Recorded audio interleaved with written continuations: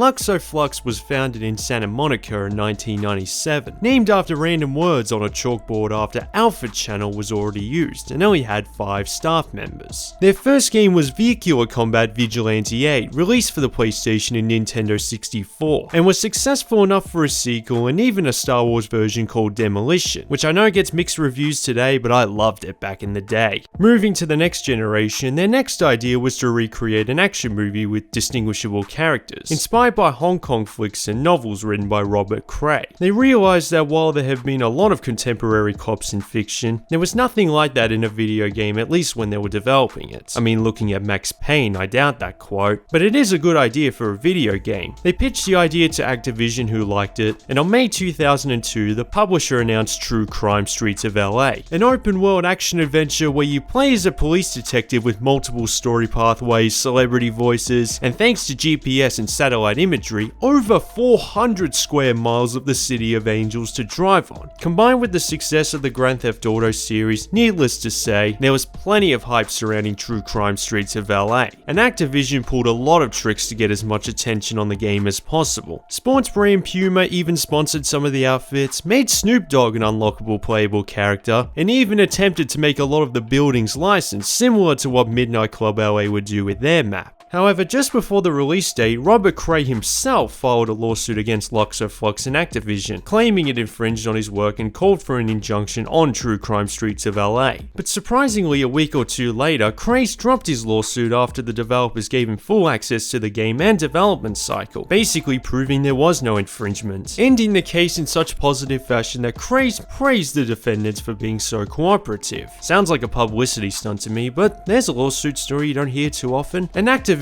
were able to release True Crime Streets of LA as planned on November 2003 for the PlayStation 2, Xbox, and Nintendo GameCube, while getting a PC port on May 2004 and mobile on November. We're looking at the Xbox version, which I got from a swap meet for only $2 last year, only buying it on the knowledge that you ladies and gentlemen requested a lot and nothing else, right up to the point that it's the current top suggestion on Patreon. Thanks, Indie DM. Don't make me regret this, Kang.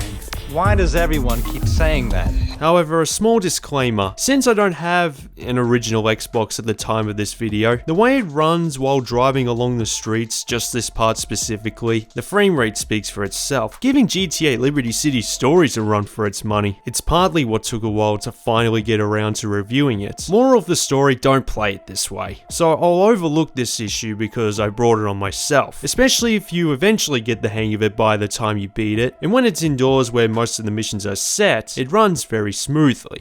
What happened to Henry was a true crime.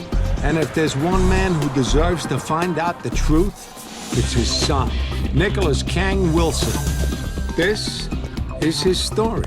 Nick Kang is a police detective following in the footsteps of his father, once one of the most respected officers of the LAPD, but mysteriously disappeared in the 1970s. Internal affairs said Henry skipped town, but I never believed it, not for a second. Kang, who has a reputation of going above and beyond to catch the criminals, which led to his suspension from the department, was reinstated by the Elite Operations Division to investigate a series of bombings in Chinatown. 9 dead. All mom-and-pop outfits in Chinatown. You know it's the Triad. Exactly. No one's talking, no one wants to touch it. It's gotten worse. With help from Rosie, defending from Chief Parks and avoiding the ire of FBI agent Masterson, also involved in the case, Kang unfolds a city-sized drug trafficking ring involving Triad's Russians, a North Korean general, and also discovers that the case links to the disappearance of his father, and it's up to him to solve it while shooting and fighting his way through every building in LA and walk into the sunset. Okay. But I'm gonna do it my way. Wouldn't have it any other way. Obviously, it's not the deepest and most developed story ever put into a video game. You have the right to soak in your own urine. In fact, at the time of release, Nick Kang as a character received a fair bit of criticism because of how annoying he is. I couldn't agree less with him. I like Kang. He's got a tiny bit of Nathan Drake about him. Howdy, I'm with the county health inspectors. Kill him! Okay, but there goes your A rating. I don't know if overly confident wasn't a good trait for a protagonist at the time, or that he says the same bits of dialogue too many times, especially when it cuts to gameplay on the map. Time to hit the road, Jack. Or, Nick. Yeah, some of the dialogue could have been better written. A lot of these one-liners and puns are so corny you can make millions out of them as a farmer, pun intended. But then again, it's more about the massively over-the-top action in the cutscenes, with the way it resembles more closely to Hong Kong action thrillers. The slow motion moments, fight choreography, supernatural themes, and having so many recognizable actors, including CCH Pounder, Ron Perlman, Michael Madsen, Michelle Rodriguez, Christopher Walken, and Gary Oldman. You screw up this time, Kang, and I'll have your badge. Capiche? Sounds like a line from a bad video game. Nick. And it screams early 2000s more than any other game I've played. Like, you know those action movies distributed by Columbia Pictures around the same time this game came out? Triple X, SWAT, Bad Boys 2, Welcome to the Jungle, Terminator 3, Spider-Man, and the licensed gangster rap, hip-hop, alternative rock, heavy metal soundtrack which sounds like it came from Need for Speed Underground or Midnight Club. I give the music a 3. No lyrics and you can't dance to it. All weird analogies at first, but if you're old enough to remember that time period, you'll understand. I don't know, that's just what comes to mind for me. Can't believe that was nearly 2 decades ago. And Los Angeles is the perfect setting for that kind of style. They call it the City of Angels. Funny, in my 30 years here, I haven't seen a single one. At first I thought the light grey and yellow roads were the only part of the map, but as I advanced through the story, I noticed that some markers took a long time to get to, like as much as 5 minutes if I drove as fast as possible. And then I spotted these little streets between the main roads, and that's when I realized just how big this map is. To put it into perspective, the state of San Andreas in Grand Theft Auto 5 is 31 square miles and it took 4.5 minutes to drive from the airport to Paleto Bay, whereas this one is over 240, and it took over 9 minutes to drive from downtown LA to Santa Monica one way. Not 400 square miles as initially claimed, but still. Even by today's standards, this is a huge map. How there's a Nintendo GameCube and mobile version of this game, it makes me wonder why Rockstar didn't at least give an explanation as to why there's no GameCube version of one of their GTA titles, if Luxoflux can put this map on that system.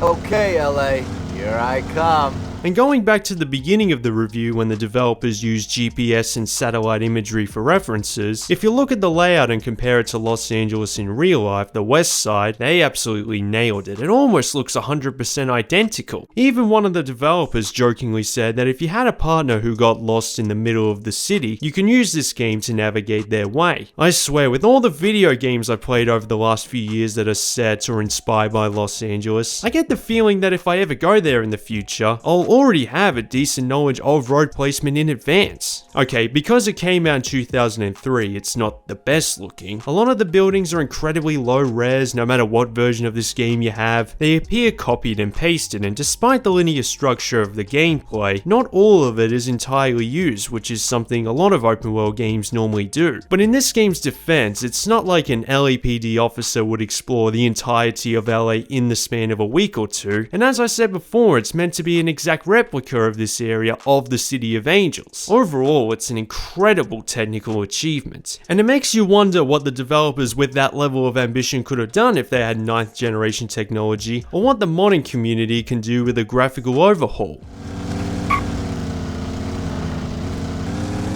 Walking in and looking good. However, with that said, there are a few issues which I think they could have fixed to make it even better. Despite what the developers say, the navigation is actually poor. The mission marker points where the crow flies, so it's difficult to figure out the best routes, especially when there's a timer.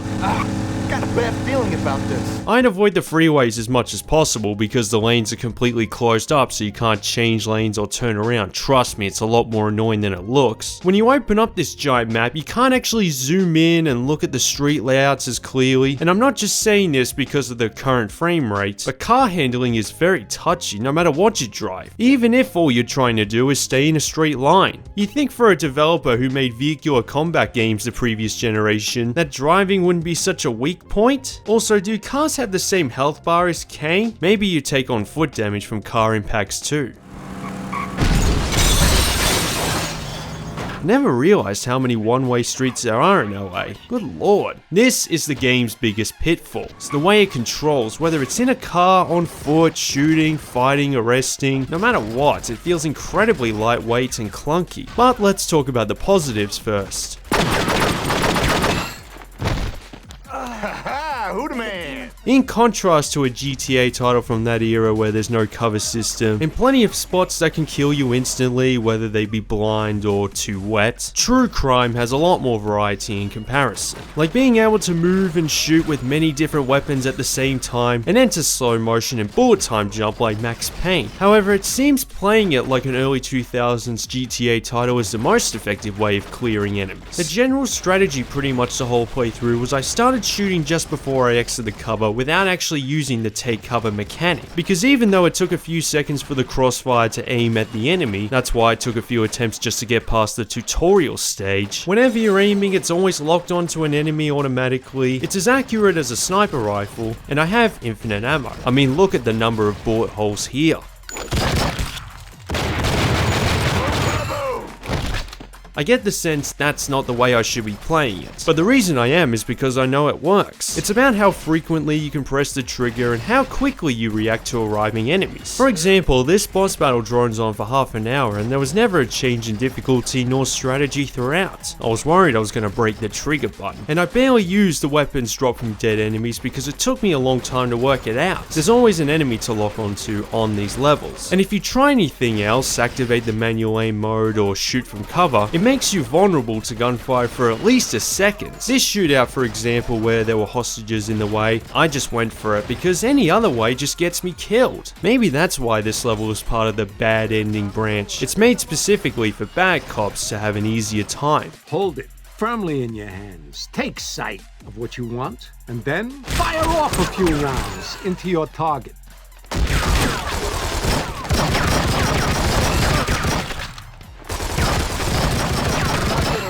With you, I'm just gonna shoot you. And the fighting mechanics, I simply don't like them. Okay, it tries to resemble Virtua Fighter, Yakuza, The Warriors, a couple that came out after True Crime LA, which I already give the developers credit for, because they basically added another different genre, and like the shooting, it tries to be more refined than the GTA series. But that doesn't mean it plays as well as those games. The superior man acts before he speaks. Or is it the other way around? It won't matter after I'm done with you, Confucius. Let's rumble. You have a punch, high kick, low kick, grapple, and you have to hit the opponent a certain number of times, then you're given a 1-second chance to inflict huge damage with a special attack. There are a lot of them, and plenty of chances to use them as enemies vary by how many hits they can take before being stung, and the boss ones have their own strengths, like the zombie on fire, Rocky throwing some sort of dust, and the general being simply telepathic and borderline invincible. But with all that said, it's completely luck-based coming down to how quickly you press these two buttons, hoping the enemies don't block too many attacks, and discover which special attack works best for you. Mine is the Johnny Cage Shadow Kick because there's a chance an enemy can hit a wall in mid-air, therefore it can do twice the damage. This way can be painful on the thumb, and like my gunfire strategy, I'm not sure if it's the correct way, but it's the only way I know works. Next time, bring some more friends to help you out. From my experience, the levels themselves aren't designed to enhance the gameplay, but to make the action look as crazy as possible, with almost everything on a level breakable like something out of Hard Boiled, which going back to the story it succeeds on. You leave more destruction than a GTA game, especially towards the final chapters, so at least it ends on a positive note. You can smash things, pick up weapons, you have lots of different moves, the sound effects are cartoonish, and the aforementioned licensed soundtrack screams early 2000s, though some music choices on levels feel out of place. And even when you're driving to your intended destination, there are other things to do which improve Kang as a character in terms of abilities, equipment, and morality. Sorry, sitting around stuffy vans eating donuts cramps my style. And this brings me to crime alerts that appear randomly, similar to LA Noire. Be on the lookout for a stolen truck loaded with Activision video games. Be advised cargo is of great value. Stop the truck with minimum damage. You heard that right. Every 10 seconds when you're not on the clock, you get a call from dispatch asking you to solve a crime, which give you points that you can spend on replenishing health or repairing car damage anywhere on the map. Man, sure sucks to be you.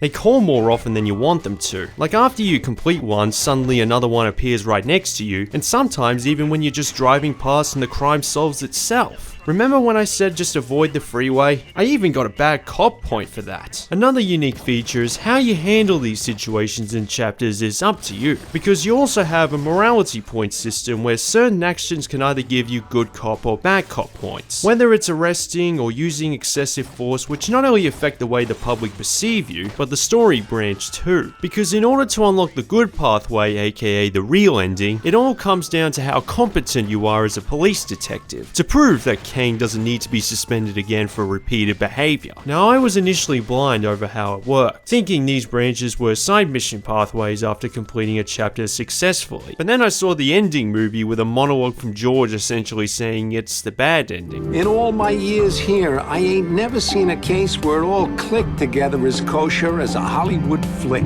You can actually unlock both pathways as a good cop, but if you're a bad one or choose not to retry for some reason, you continue regardless with an alternate cutscene, and therefore you go down the more depressing ending. Now everything I just talked about feels highly in depth in practice. It's interesting how swapping roles or morality can open up multiple different gameplay opportunities, and it comes down to how much the player is willing to play ball.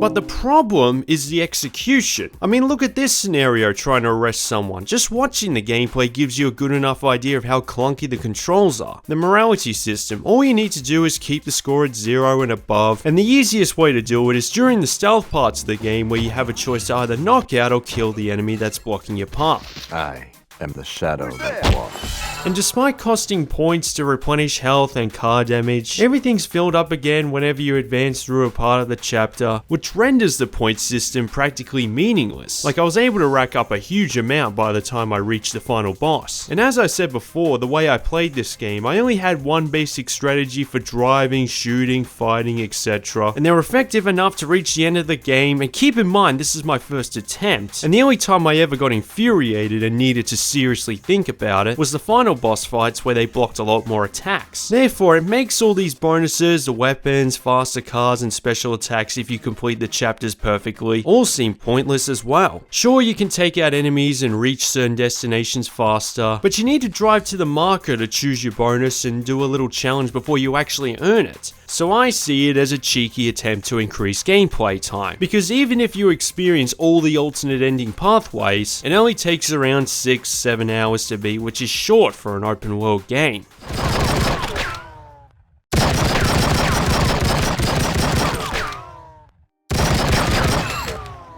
Damn shame. All shut up and no place to go. But with all that said, I don't want to be too harsh because it came out in 2003, not this year. It's easy to call it a GTA clone where you play as a cop in LA, but it actually did a lot more than its rivals at the time. The Hong Kong thriller inspiration, destructive level design, crazy personality, and the accurate recreation of Los Angeles. Another developer has to try the latter again. There's so much potential with next generation technology. It was a period when the open world genre was a new type of gameplay philosophy taking the industry by storm. True Crime LA, The Getaway, Mafia, Simpsons Hit and Run, Jack 2, you can consider these precursors of the genre that would improve and inspire other franchises. I can tell that Luxoflux tried hard to get everything right, and that's why it was well received back in 2003. But if you're playing True Crime Streets of LA for the first time, and able to beat it without changing your strategy or provide any sense of accomplishment, something's off. And as a result, I wouldn't recommend it if you haven't played it before. My anger towards the final boss alone scares me enough. Those controls, especially the fighting ones, ruin the fun for me. But at least compared to a lot of its other rivals I've reviewed recently, it's easy to pick up and play. Though another one I'm reviewing in the future might be a lot better in that regard. Just play spiritual successor Sleeping Dogs, where a lot of similar features from that game are improved on, and you don't need to play these to have an easier time understanding what's going on. And again, thanks to Patreon, I'm about to find out soon. Thank you, Otaku Angel. Or if you want this level of action, just watch the Hong Kong thrillers instead. Yeah, being a detective is a real bummer. But you do it anyway. You get up in the morning, you try again, hoping that next time, you get it right. And you know what? You just might. Then again, you might just screw it up again. This review was requested by supporters on Patreon. If there's a game you want me to review along with many other rewards, the link is in the description.